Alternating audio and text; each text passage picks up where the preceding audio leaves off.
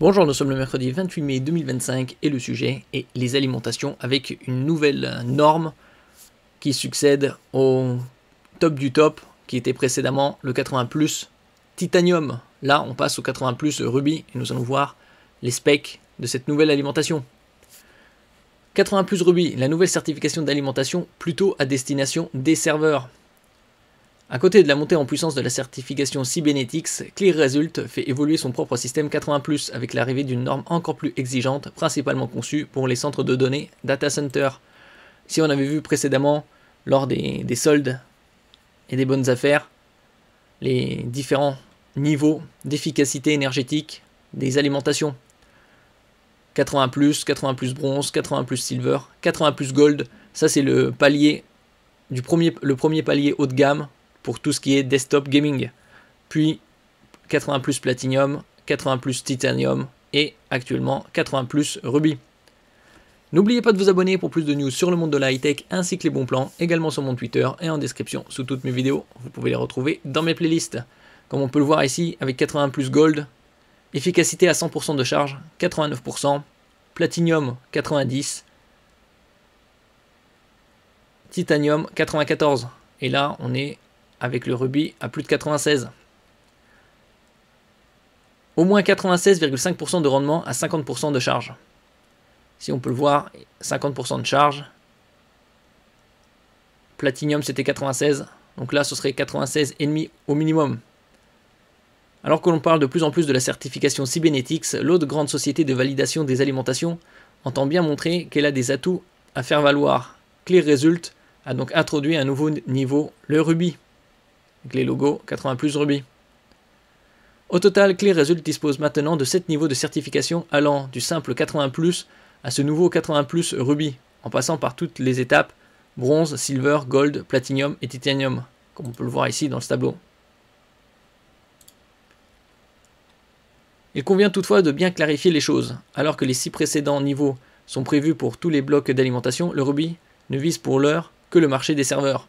Donc ça concernera pour l'instant que ces serveurs, peut-être dans un avenir plus ou moins proche, ce sera pour les desktop gaming.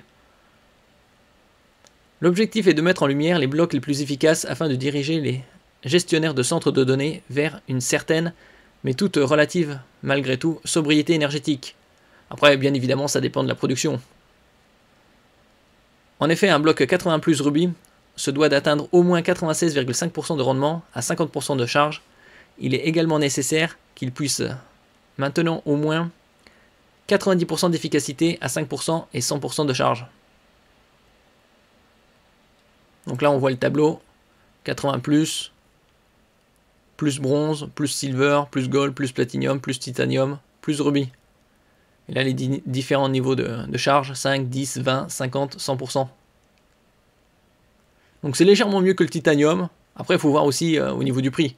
Mais comme c'est destiné au data center,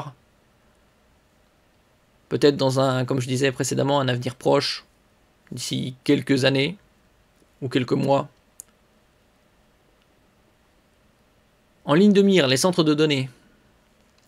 Notons par ailleurs que le 80+ Ruby ne se contente pas du rendement énergétique et ClearResult évoque aussi des exigences techniques liées au facteur de puissance. Ainsi, à 5% de charge, le rendement d'au moins 90% doit s'accompagner d'un facteur de puissance d'au moins 0,9.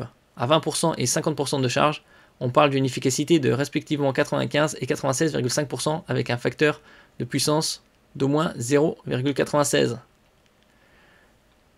Si les entreprises que nous connaissons sur les blocs pour PC ne sont pas encore pressées autour du 80+ Ruby, est-ce qu'il y a un intérêt quand on voit juste que c'est légèrement plus performant?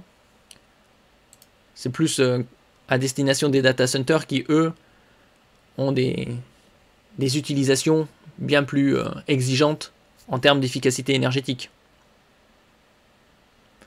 Bien connue pour ses alimentations industrielles, la société est effectivement la première à proposer de tels blocs. Sa gamme d'alimentation redondante de 5500 watts est déjà certifiée 80+ Ruby, avec une efficacité de jusqu'à 97,5%. Un modèle qui avait été annoncé en février dernier, pour être tout à fait exact.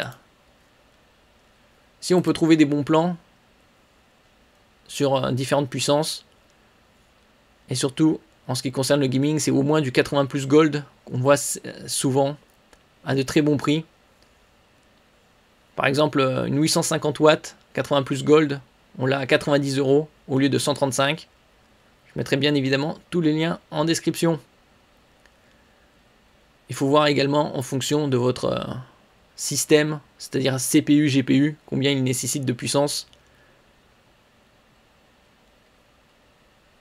Pour exemple, une 5080, il faut mieux tabler sur une alimentation de 1000 watts.